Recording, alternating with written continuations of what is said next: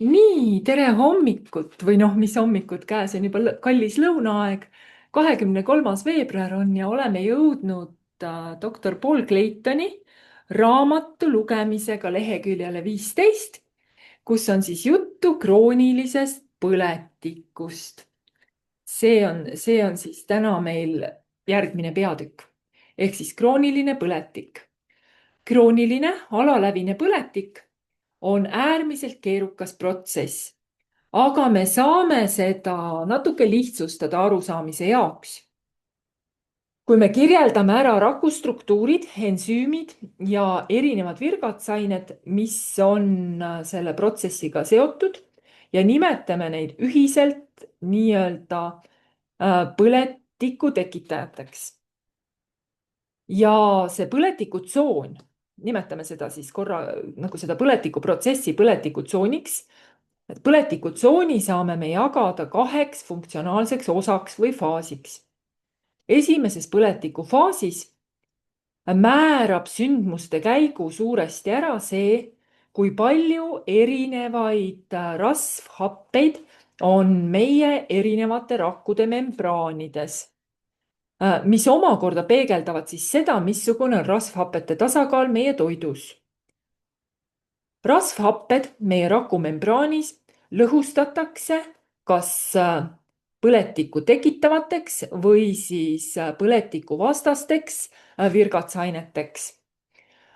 Oomega-3 rasvhapped, mida me saame mereandidest, lõhustatakse põletiku vastasteks virgatsaineteks. Aga oomega-6 rasvhapped, need, mida sisaldavad väga paljud taimeõlid, lõhustatakse põletikku tekitavateks virgatsaineteks. Kui meie dieet sisaldab ülearu palju oomega-6 rasvhappeid, mida me taimsetest õlidest ja rasvadest saame, ja kui me ei tarvita piisavalt oomega-3, siis meie virgatsainete tasakaal kehas on põletikku tekitavale poolele kaldu. Oomega-6-st loodud virgatsained toovad suure hulga immuunrakke tegutsema põletikust puudutatud piirkonda, mis tekitab siis kohaliku paistetuse või lokaalse ödeemi siis peenelt öeldes. See protsessi osa ei ole oluliselt kahjulik meie kehale, aga mis edasi juhtub, on see, et põletikutsooni nii-öelda teine faas käivitub ja see algab sellega, et raku sees hakkavad lõhkema sellised struktuurid, mida nimetame lüsosoomideks. Need on nagu väikesed põiekesed, mis on täidetud väga destruktiivsete ensüümidega, mille nimi on maatriksi metalloproteaasid ehk MMP-d. Need ensüümid hakkavad meie kudesid kahjustama, sest kui MMP-d meie kehas vabanevad, siis nad hakkavad hävitama rakkude vahelisi seoseid, ehk siis hakkavad kudet hävitama. Ja see on just see, miks on äärmiselt oluline, et meie toidus oleks piisavalt palju põletikuvastaseid toitaineid nagu polüfenoole. Polüfenoolid on need, mis selle põletikutsooni nii-öelda teise faasi puhul kriitilist rolli mängivad. Kui me räägime ekstratsellulaarsest maatriksist või sellest nii-öelda võrgustikust, mis meie rakke koos hoiab, siis me võime seda endale ette kujutada, nagu see oleks kolmedimensiooniline võrk, mis on kootud erinevatest mikrokiududest.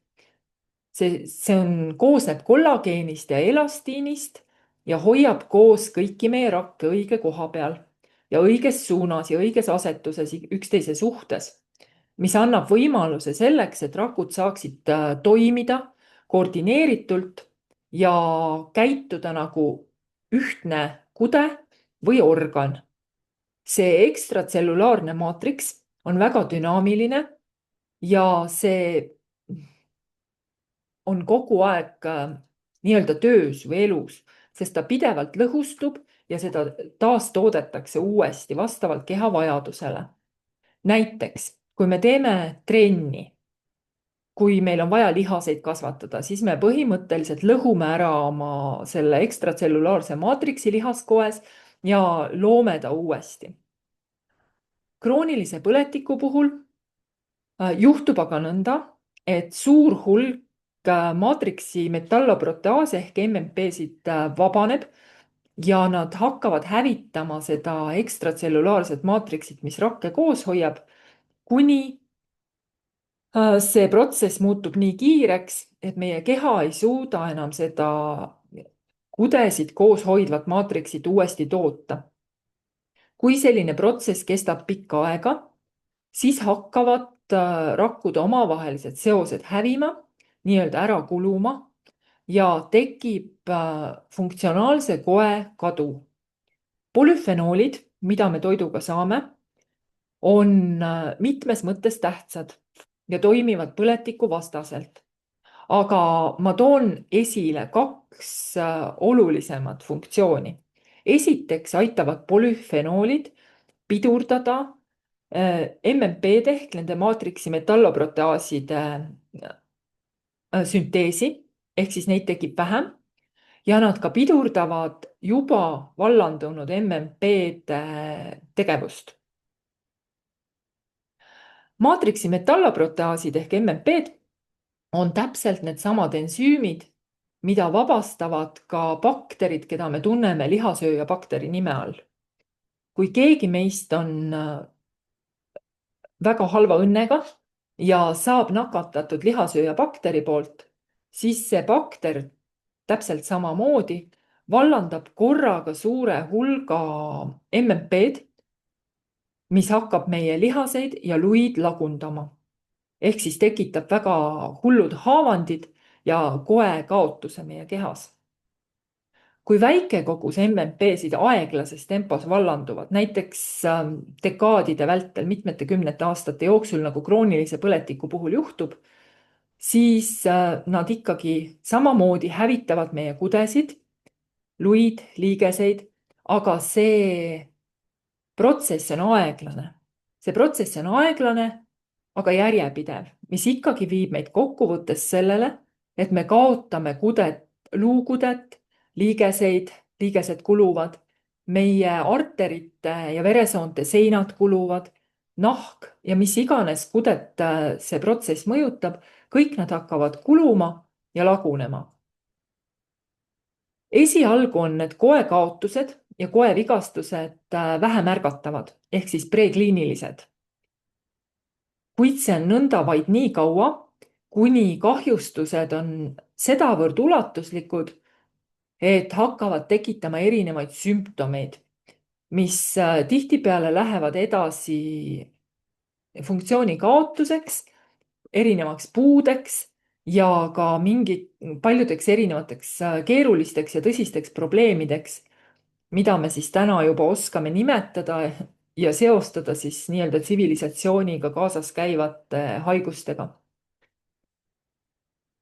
Tavapäraselt juhtub nii, et me pöördume arsti juurde alles siis, kui mingisugused sümptomid meid häirima hakkavad. Aga me teame, et sümptomid ilmnevad alles haiguse või selle kulumise üsna hilises faasis. Ehk siis tekib olukord, et arstid jõuavad sündmuskohale nagu tuletõrjujad, kes saabuvad umbes siis, kui tulekahju on juba mõnda aega kestnud ja maja on pooleldi ära põlenud. Ja kui nad kord kohale jõuavad, siis see, mida arstid meile pakkuda saavad, on ravimid. Ravimid ehk farmatseutilised tooted, mis aitavad meil haiguse sümptomeid leevendada. Kuid need ravimid, mida me täna teame, ei ole võimelised käsitlema haiguste juurpõhjuseid. Ja sageli on ravimitega kaasas ka terve pikk nimekiri võimalikke kõrvalmõjusid. Paljud arstid ei saa veel päris täpselt aru sellest, et peaaegu kõik sümptomid, mida nad ravivad, on põhjustatud ühe ühise nii-öelda juurpõhjuse poolt ja selleks on krooniline põletik. näiteks krooniline põletik liigeses tekitab aeglaselt kulgeva kahjustuse liigeses, liigese kapslis, mis lõpuks ilmutab ennast artriidina. Artriit on meditsiiniline termin, mis tähendab lihtsalt põletikku liigeses. Kui kahjustus ilmneb luus või luudes, siis tekib aja jooksul osteoporoos. Kui kahjustus on südames ja veresoontes, siis tekib kõrgvererõhk ja erinevad südame-veresoonkonna häired. Kui kahjustatud on veenid, siis võivad juhtuda erinevad hädad, muuhulgas tekkida ka hemorroidid. Kui kahjustatud on kopsukude, bronhioolid, siis tekib astma. Kui kahjustatud on maks, siis tekib hepatiit ja kui meie ajukude on kahjustatud, siis on suuresti tõenäoline, et kujuneb välja depressioon ja lõpuks hakkavad ilmnema ka sellised neurodegeneratiivsed häired nagu Alzheimeri tõbi või Parkinsoni tõbi. Kokkuvõttes, krooniline alalävine või subkliiniline põletik on võti selleks, et mõista peaaegu kõiki mittenakkushaigusi. Kuna me teame, et just nimelt põletik on see, mis põhjustab järk-järgulist koekahjustust, siis on tänapäeval just krooniline põletik see, mida me peame enamuse vanusega seotud haiguste peamiseks põhjuseks. Ja see on ka see, miks me kroonilist põletikku seostame kiirema vananemisega meie elus. Degeneratiivsete või taandarenguliste haiguste areng on midagi sellist, mida me pikka aega pidasime vanusega paratamatult kaasas käivaks asjaks. Aga nüüd me teame, et kõik need sümptomid, mida me vananemisega seostasime, nagu luu hõrenemine või veresoonte hapraks muutumine või kortsud nahal, ei ole otseselt vananemise nähud. Need on tulemuseks protsessist, mida veab eest krooniline põletik, mida omakorda mõjutavad meie elustiil ja toitumine. Vastavalt sellele võime me järeldada, et kui meil õnnestub krooniline põletik peatada, siis hakkavad need vananemisega seotud nähud kaduma või siis isegi tagasi pöörduma, sest meie koed on võimelised ennast ise parandama. Ja kui see juhtub, siis me liigume vananemise nii-öelda kiirteelt minema vananemise aeglasele teele, kus kõik need nähud, mida me vananemisega seostame, ilmnevad palju aeglasemalt, me lükkame neid edasi ja nii-öelda keskiga, mis on veel üsna hea tervise juures, saame pikendada mitmete aastate võrra. Vaadake enda ümber. Te tõenäoliselt näete inimesi, kes paistavad välja palju nooremad, kui nende vanus aastanumbri järgi peaks olema. Ja samas te vaatate sama vanu inimest, kes tundub palju vanem, kui ta oma aastanumbri järgi peaks olema. Kiiresti vananevad inimesed ei näe ainult vanemad välja, vaid neil on tüüpiliselt ka palju terviseprobleeme, näiteks kõrgem vererõhk, hõredamad luud, kriuksuvad liigesed, kehv või nõrk hingamine. Ja kuigi me teame, et kosmeetilised protseduurid, kosmeetiline kirurgia ja näiteks ka botox on võimelised mõned pealispinnal olevad vananemise nähud ära kaotama, kustutama, siis see mõju on ainult kosmeetiline. Kõige suurem erinevus kiirete ja aeglaste vananejate vahel on see, et kiired vananejad on põletikulisema kehaga. Mõnedel inimestel on suurem risk krooniliseks põletikuks. Võid küsida, mis on su vanus, kas sa oled vanem kui 50 aastat? Kas sa oled ülekaalus?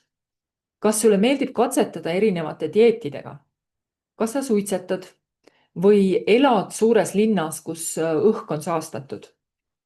Kas sa oled maiasmokk, kas sulle meeldivad küpsetised, kommid, maiustused, friteeritud või siis erinevad nii-öelda valmis tehtud kiirtoidutooted? Kas sul on juba diagnoositud mõned tervisehädad, näiteks kõrgvererõhk või siis ükskõik milline nendest nii-öelda pikaajalistest haigustest, mis lõpeb lühendiga IIT? IIT tähendab arstide keeles põletikku. Noh, näiteks artriit, sinusiit ja nii edasi, eks ole. Kui sa kas või ühele nendest küsimustest jaatavalt vastasid, siis võib üsna kindel olla, et su kehas on mingil tasemel krooniline põletik. Ja seda oleks tähtis vähendada kohe selleks, et kaitsta oma pikaealisust ja head tervist. Doktor Claytonil on selle lehekülje või peatüki lõpus üks hästi tore joonis. Ma näitan seda lähedalt. Vaatame, kas õnnestub seda näidata. Nii, selle joonise peal keskel suures mullis on kirjutatud põletik ja siia ümber on ta siis nende tähekiirekestena või päikesekiirekestena toonud erinevad hädad, mis on seotud siis põletikuga. Südameprobleemid, ajuprobleemid, ainevahetuse probleemid, rakutervise probleemid, meeleoluhäired, liigesehädad, immuunsüsteemi probleemid ja nahaprobleemid. Et ühesõnaga suur osa sellest, mis meie kehas toimub, võib ja ongi mõjutatud meie kehas oleva põletiku poolt. Nii, jätkame leheküljel 20. Krooniline põletik ja degeneratiivsed haigused. Krooniline põletik on alati inimesi saatnud, kuid meil on aina rohkem andmeid selle kohta, et vastavalt sellele, kuidas meie toitumine on kehvemaks muutunud, eriti nüüd 20. ja 21. sajandi jooksul, oleme me muutunud ka palju vastuvõtlikumaks kroonilisele põletikule ja selle tulemusena on hakanud degeneratiivsed haigused muutuma järjest levinumaks. See on ka üks neid põhjusi, miks rahvatervise olukord on praegu nii halb ja miks on ravimitega nende seisundite ravimine siis, jah, üsna edutu olnud, sest ravimid on kehvasti disainitud ja neid hakatakse andma inimestel alles siis, kui sümptomid on välja kujunenud, ehk siis nagu reaalset muutust nendega luua on keeruline. Meil on käepärast kasutamiseks arstidena osaliselt efektiivsed, aga väga kallid ja ka üsna mürgised ravimid, mis aitavad meil ravida paljude haiguste sümptomeid, aga meil ei ole päriselt oskust ega võimalust tervendada, sest mitte ükski tänapäevastest ravimitest ei tegele sõna otseses mõttes kroonilise põletikuga, nii et ta saaks seda teha efektiivselt ja turvaliselt. Me teame, et meil on kortikosteroidid näiteks, mis on väga võimekad põletikuvastased ravimid. Aga kui me mõtleme näiteks kortikosteroidide peale, siis need on liiga mürgised meie kehale, selleks, et me võiksime neid kasutada pikaajaliselt või erinevate terviseprobleemide ennetamiseks. Ravimil, millel oleks võime ohutult ja keha jaoks turvaliselt kroonilist põletikku leevendada, oleks tänapäeval väga suur toime- või tegevusväli. Krooniline põletik on tänapäeval niivõrd levinud, et ka kroonilised degeneratiivsed haigused on juhtivaks surmapõhjuseks üle maailma. Ja halb uudis läheb veel halvemaks. me teame uuringute põhjal, et need terviseprobleemid, mida me näeme täna ja see statistika, mida me näeme täna, muutub tulevikus ainult hullemaks. Suurim probleem, mis seda häda põhjustab, tuleneb meie elustiilist ja toitumisest. Seda on kinnitanud mitmed erinevad uuringud, nagu näiteks hiljutine Whitehall 2 kohortuuring, kus teadlased vaatlesid 3775 mehe ja 1575 naise toitumisharjumusi ja seda, kuidas see on seotud krooniliste haiguste ja suremusega. Ja see oli pikaajaline kohortuuring, see viidi läbi 16 aasta jooksul. Sellest uuringust tuli välja, et inimesed, kes sõid nii-öelda läänemaailma stiilis, ehk siis nende menüüs oli palju suhkrurikkaid toite, rafineeritud tärklist, praetud toite. Need inimesed vananesid kiiremini ja surid nooremalt kui inimesed, kes toitusid tervislikumalt. Ideaalne vananemine. Kui me ideaalseks vananemiseks nimetame seda, et oleme kroonilistest haigustest vabad ning pikka aega veel võimelised hästi hakkama saama erinevate füüsiliste ja vaimse võimekuse testidega. Ühesõnaga, ideaalne vananemine õnnestus peaaegu eranditult ainult nendel vähestel uurimisalustel, kes sõid tervislikku dieeti, kus oli palju puuvilju, köögivilju, täisteravilju ja kala. Aga enamusel ei ole kombeks niimoodi toituda. Selline tervisliku toitumisega vaatlusaluste hulk moodustas vaid 4% kogu grupist. Ehk siis 5000-st umbes 4%, aga ma arvan, et see võib kirjeldada seda, et kuidas päriselt on.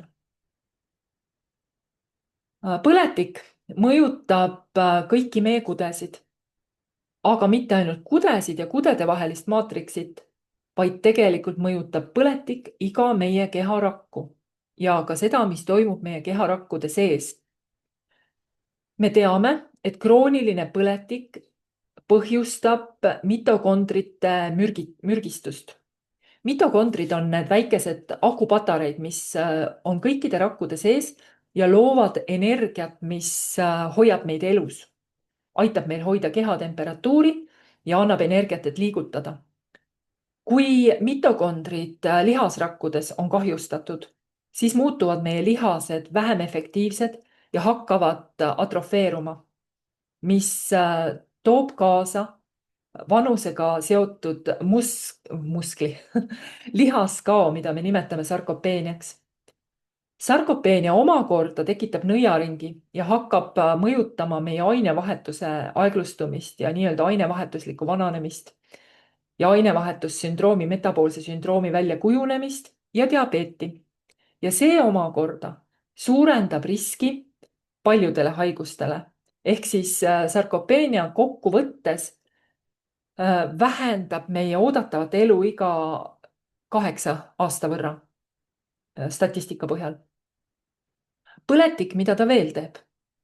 Ta lühendab meie telomeere. Ehk siis see on selline baasiline bioloogiline fenomen, mis lõppkokkuvõttes hakkab häirima rakkude paljunemist, raku taastootmist, nii et meie koed hakkavad vananema ja surema. Me oleme tänaseks teada saanud, et oomega-3, mis on põletikuvastane, ja polüfenoolid, mis samamoodi on põletikuvastased, aitavad meil esiteks kroonilist põletikku kehas vähendada, kuid samamoodi aitavad hoida ja kasvatada telomeeride pikkust, ehk siis hoiavad rakud kauem eluvõimelisena. See andmestik, ükskõik mis poole pealt me seda vaatame, on vaieldamatult oluline. Kroonilise põletiku vähendamine ja ennetamine aitab vähendada degeneratiivsete haiguste riski ja suurendab meie võimalust pikaealisuseks. Peatüki lõpus on mõned olulised faktid ka ära toodud. 2012. aastal statistika põhjal oli umbes pooled täiskasvanud elanikkonnast ehk 117 miljonit inimest. Huvitav, mis maa statistika see on? Ühesõnaga, uurin pärast välja. Hädas ühe või rohkema kroonilise terviseprobleemiga. 1/4 täiskasvanust oli 2 või rohkem kui 2 kroonilise terviseprobleemiga arsti juures arvel. 70 peamisest surmapõhjusest 2010. aastal olid kroonilised haigused. 2 nendest kroonilistest haigustest, südamehaigused ja vähk, olid kokkuvõttes 48% kõikide surmade süüdlaseks. Ülekaal on tõsine terviseprobleem tänapäeval. 2009-2010. aasta jooksul mõõdeti, et umbes 1/3 kõigist täiskasvanutest ehk siis umbes 78 miljonit inimest olid ülekaalus. Kui me seda ülekaalu defineerime, siis kehamassiindeksi järgi, et BMI ehk kehamassiindeks on üle 30 kilogrammi ruutmeetri kohta. Umbes 1/5 noorukist 2–19-aastasest oli ka ülekaalus. Artriit on üks kõige levinumaid terviseprobleemide põhjusi. 53 miljonist täiskasvanust, keda arst on artriidiga diagnoosinud, ütlesid umbes pooled ehk 22 miljonit, et neil on raske oma igapäevaste tegevustega hakkama saada, sest artriit takistab neid. Diabeet, suhkrutõbi, on üks peamisi põhjusi, miks meie neerud üles ütlevad, miks on vaja amputeerida alajäsemeid ja ka miks inimesed pimedaks jäävad, täiskasvanud inimesed. Ameerika kodanikest me teame, et läänemaailma nagu võrdluses on ameeriklastel kõige suurem oomega-6 ja oomega-3 tasakaalutus, kuna nad on niivõrd harjunud tarvitama kiirtoitu. Ja see seletab ka, miks ameeriklased, kes moodustavad ainult 5% maailma rahvastikust, tarvitavad ka rohkem kui 50% maailma ravimitest ja rohkem kui 80% kõikidest retseptiga välja kirjutatavatest valuvaigistitest. Et maailm on tõeliselt kaldu. Järgmine peatükk, mida ma ette ei loe, aga ma lihtsalt ütlen, kus koha peal me lõpetame täna, on lehekülg 23 ja peatüki pealkiri on "Kas me saame vältida kroonilist põletikku? Ajaloolised andmed ütlevad jah." Ja kuna see peatükk on selline pikem, et siis ma teda praegu ette lugema ei hakka, jääb järgmiseks korraks. Panen salvestuse kinni ja teeme lahti mikrofonid, et natuke arutada. Järgmisel nädalal me kohtume pisut varem, et siis on 9:30 salvestuse aeg. 12:30 ma ei saa siin arvuti juures lihtsalt viibida, lihtsalt etteruttavalt. Kaunist vabariigi aastapäeva kõigile ja kohtumiseni järgmisel nädalal.